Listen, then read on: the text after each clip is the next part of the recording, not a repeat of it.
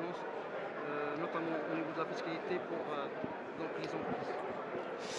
Le message important que nous avons essayé de passer ce matin, c'est que notre pays a besoin d'accélérer le rythme de croissance pour apporter des réponses appropriées aux besoins légitimes de nos concitoyens. Cette accélération de croissance nous permettra de dégager justement les marges budgétaires pour financer l'éducation, financer la santé, réduire les disparités spatiales et sociales.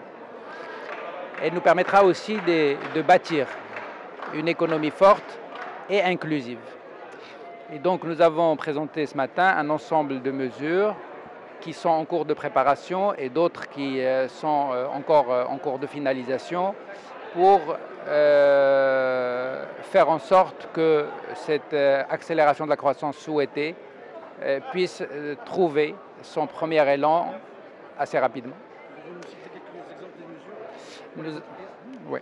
Alors d'abord, nous avons annoncé que nous allons apurer le stock du crédit de TVA au niveau de l'ensemble des opérateurs économiques et que les délais réglementaires qui existent aujourd'hui seront respectés à l'avenir.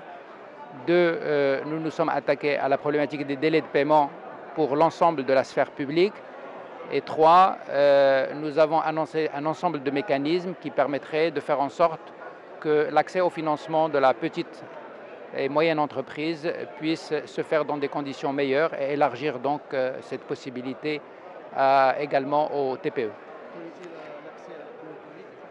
L'accès à la commande publique est quelque chose qui figure déjà, est une disposition qui existe déjà dans un décret qui donne une préférence nationale à la PME.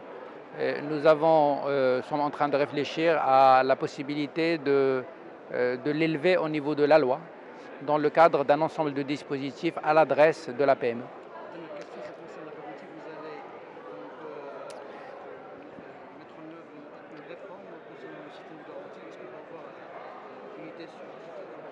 La réforme du système de garantie en faveur de la PME consistera en deux axes. Le premier, c'est la simplification et la réduction du nombre de fonds à cet effet, puis je les ramener à un fonds de garantie globalement pour la trésorerie et un deuxième fonds pour l'investissement. Et deux, c'est de faire en sorte que les conditions d'accès à ce fonds de garantie soient modulées en fonction de la gouvernance de la PME.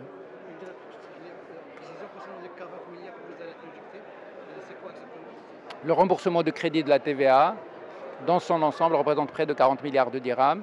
Son remboursement intégral fera que des liquidités supplémentaires seront injectées dans les circuits économiques.